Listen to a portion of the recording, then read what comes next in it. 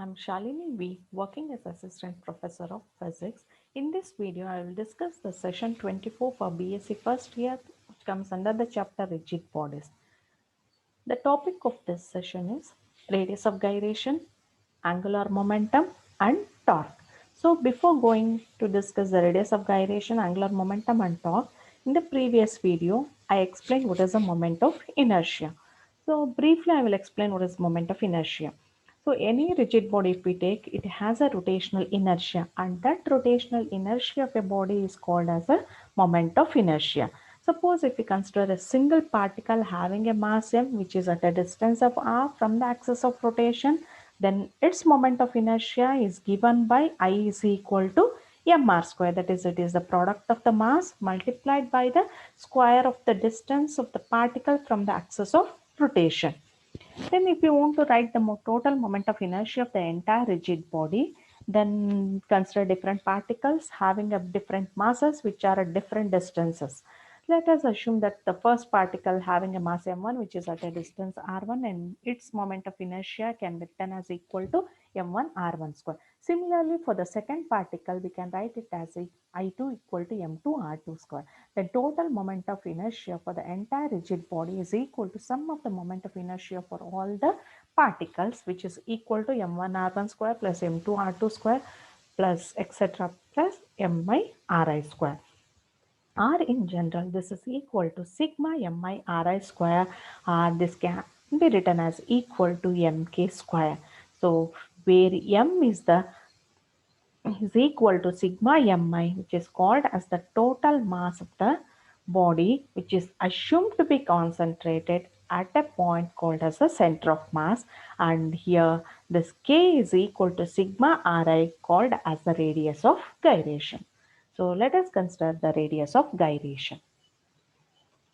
So what is the radius of gyration? So now consider a rigid body having a total mass m which is rotating about this axis. Then let this body whole mass is concentrated at a point C called as the center of mass. And let this center of mass be at a distance of k from the axis of rotation. Now this k here, it is called as a radius of gyration. Then how to define radius of gyration means it is the distance of the point from the axis of rotation at which the whole mass of the body is assumed to be concentrated. So hence it is measured in meter. Then knowing radius of gyration, now let us consider the angular momentum. So what is an angular momentum? Now consider a rigid body having a mass, total mass m, which is rotating about an axis AB, which passing through the point O, and let this whole rigid body be rotating with a constant angular velocity omega. Then let the whole body consist of a particles having a masses m1, m2, m3, etc. and their distance from the axis of rotation be r1, r2, r3, etc. respectively from the axis of rotation. Then now let these particles be rotating with an angular velocity omega 1, with the constant angular velocity omega 1, and with the linear velocities v1, v2, v3, etc. Then here I have represented in a figure. Let this be a rigid body having a particle, different particles having masses m1 and m2, etc., which are at distances r1, r2, etc., respectively from the axis of rotation. Let these particles be having a linear velocities v1, v2, v3, etc. But this rigid body is rotating with an uniform angular velocity omega. Then the angular momentum for the first particle is given by linear momentum is equal to, not a linear momentum, angular momentum of a first particle is equal to its linear momentum multiplied by its perpendicular distance from the axis of rotation.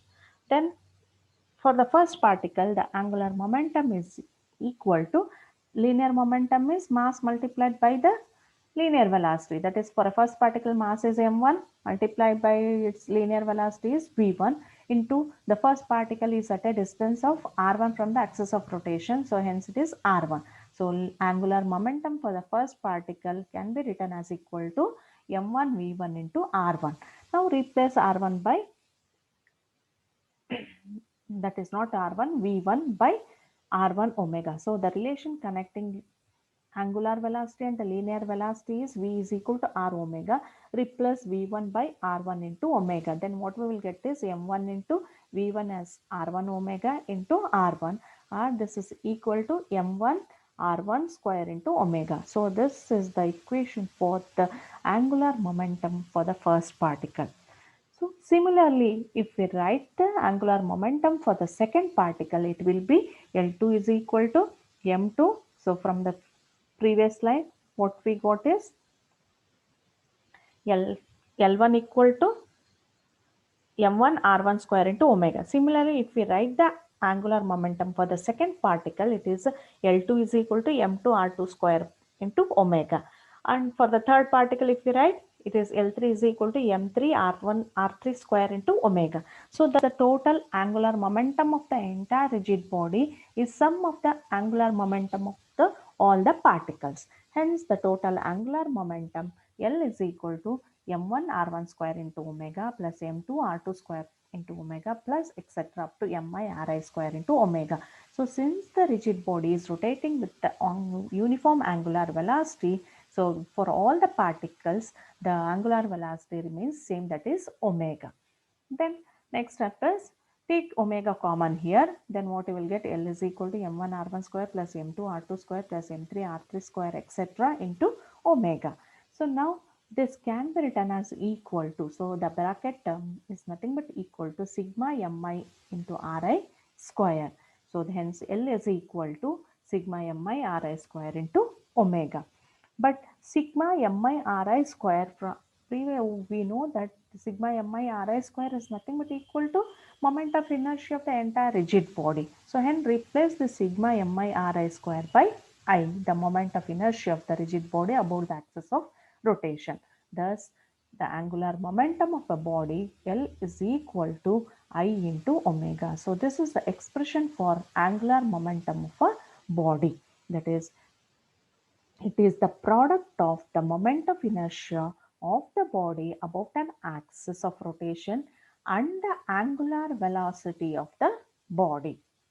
Then the SI unit of angular momentum is kg meter square per second. So this kg meter square per second we will get, because the angular by definition angular momentum, it is the product of the force multiplied by the perpendicular distance. So hence it is so here it is kg meter square per second. Then the dimensions of this angular momentum are, so ml square into t minus 1. So this is the dimension formula for angular momentum. So then next we shall consider the torque. So torque is nothing but the rotating ability of a force is called as a torque. Now consider again the rigid body having a different particles, and first consider initially one particle having a mass which is rotating about an axis in a circular path of radius r. Then if F is the force and alpha is the angular acceleration, then torque is given by the force multiplied by the perpendicular distance. So for a single particle having a mass m and which is at a distance of r from the axis of rotation, then torque can be written as equal to F into R, but F is equal to ma into R. But the relation connecting angular acceleration and linear acceleration is A is equal to R alpha. So here we replace A by R alpha. Then what we'll get is M into R alpha into R. Or this can be written as equal to M into R square into alpha. So torque tau is equal to M R square alpha. This expression we have written this for a single particle. But if we consider a rigid body, it consists of a number of particles having different masses which are at different distances. Then the total torque of the rigid body can be written as equal to, take the sum of all the moment, that is the torque values for all individual particles, then if we write that one, the total torque for the body is equal to sigma m r square into alpha. Since the particle is moving with a constant angular acceleration, so we have to take it as alpha naught, alpha 1 plus alpha 2 and alpha 3. So hence the total torque is equal to sigma into m r square. But we know that sigma m r square is nothing but the moment of inertia of the body about the axis of rotation. Then torque, finally we can write torque as equal to I into alpha. So the torque, it is defined as the product of, so it is a product of moment of inertia of the body about the axis of rotation and the angular acceleration. So the SI unit of torque is Newton meter. Since F torque is equal to force multiplied by perpendicular distance, its SI unit is Newton meter. And the dimensions of the torque are ml square t minus 2. Then knowing all that one, let's consider the kinetic energy of rotation. So the expression for kinetic energy of a body during rotational motion. So now again consider a rigid body which is rotating about a given axis. Then let again consider the different particles of masses m1, m2, m3 which are at distances r1 and r2, r1, r2, r3, etc. from the axis of rotation. And let these particles be having the linear velocities v1, v2, v3, etc. Then the kinetic energy of a rotating body is given by,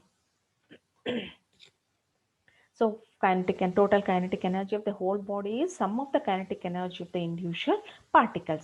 So for the first particle, the kinetic energy is half into m1 v1 square. For the second particle, it is half into m2 v2 square. So then the total kinetic energy is sum of all the kinetic energies of all the individual particles. Then finally what will get, replace V by R omega. So hence kinetic energy is equal to half into M1. V1 is nothing but equal to R1 into omega whole square plus M2 into V2 is nothing but R2 omega. So R2 omega whole square here we will write. Then finally what is M half into M1 into R1 square into omega square plus half into M2 into R2 square into omega square plus etc. Then take omega square common here, then and also half, then half into m1 r1 square plus half into m2 r2 square plus etc. into omega square. But the bracket term can be replaced as sigma mi ri square. So thus kinetic energy is equal to half into sigma mi ri square into omega square. But sigma mi ri square is nothing but the moment of inertia of the rigid body about the axis of rotation. Hence the kinetic energy is equal to half into this whole thing is I, that is moment of inertia, into omega square. So this is the expression for the kinetic energy of a rotating body. So rotating kinetic energy of a body is given by half I omega square, where I is the moment of inertia of the rigid body about the axis of rotation and omega is the angular velocity of the body.